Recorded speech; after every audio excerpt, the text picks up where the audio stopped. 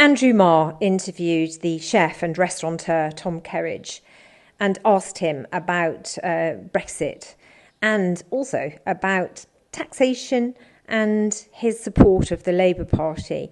And it's one of the most powerful interviews I've seen recently, because in the last 14 years of Conservative government, the business people that have been promoted and donating to the Conservative Party have all been concerned about reducing and getting rid of taxation.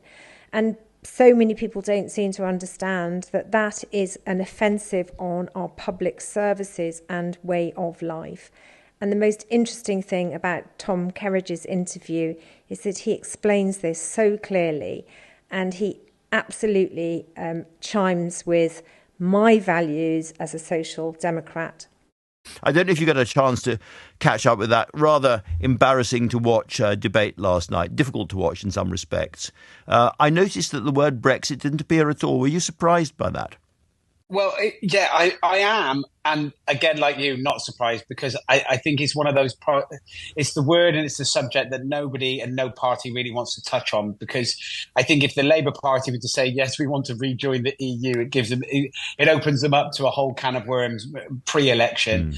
And I think if the Tory Party were to say, yeah, we can clearly see that it's not going exactly as planned, we need to revisit it. I mean, I get it from a political viewpoint and from a media and from a standpoint and a polling point. They're not going to talk about it. However, it really does deeply affect so many businesses and so many spaces. And hospitality is at the forefront from my experience of what I can talk about. What has Brexit done to your industry, Tom? Well, I mean, so much in terms of cost. I mean, it's added obviously to food inflation. Food inflation is massive, so that has a huge impact across board for cost of living crisis, people's pocket. When you go out shopping at home, you know, when you go to the supermarket, your food is more. But it's also the same for restaurants, you know, and pubs and hospitality venues, coffee shops, sandwich bars, all those. Everything that's coming in is costing more. So inadvertently, that means that the cost is going to rise from a business point of view, from a sale point of view. Now that inadvertently then again has a massive knock-on effect. If you've got less money in your pocket, you're less likely to go out as often or decide to purchase or shop and elsewhere. And that has a big effect. But I think the biggest one has probably been the freedom of movement of people, which has been the biggest, in terms of job losses within the industry.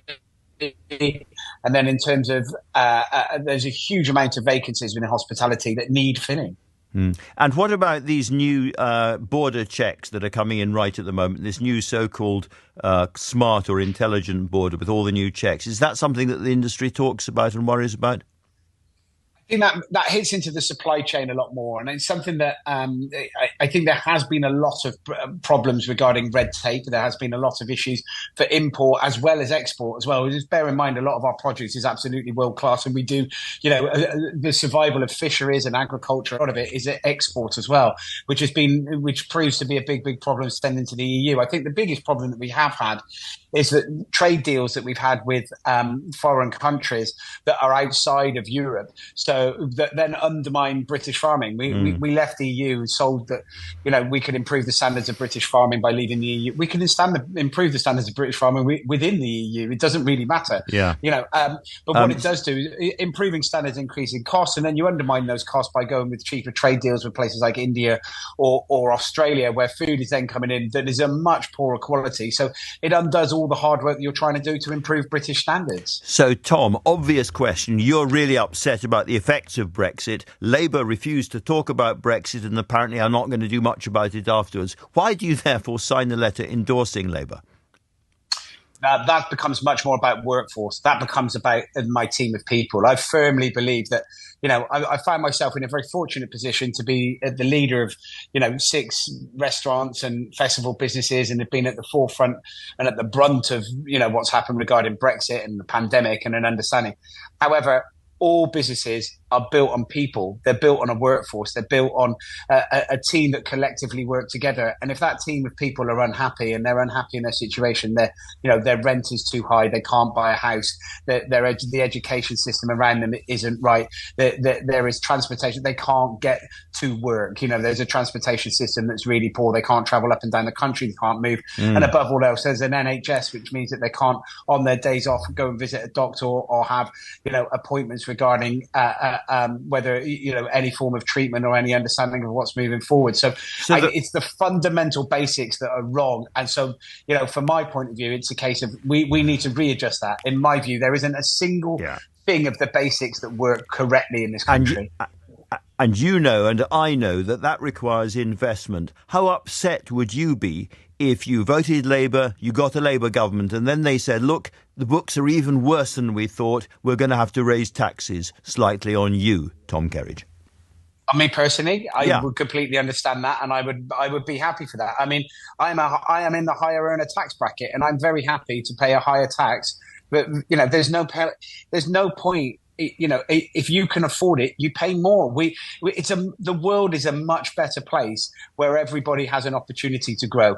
If you earn more money, you should pay more tax. And the argument really shouldn't be about paying more tax. It should be about how your taxes are spent. Tom Kerridge is clearly a very responsible business person and must be a great person to work for, because he completely understands why his business can only flourish with good people who have got the right infrastructure in their lives to ensure that they can come to work and offer a good service for his business.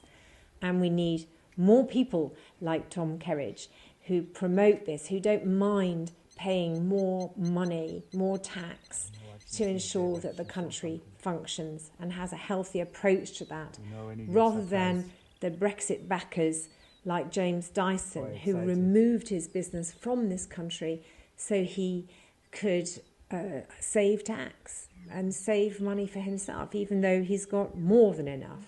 So we need people who are more generous in their spirit and who understand that to make the country, to make Britain a better place, that we need to learn to share and not be mean-spirited.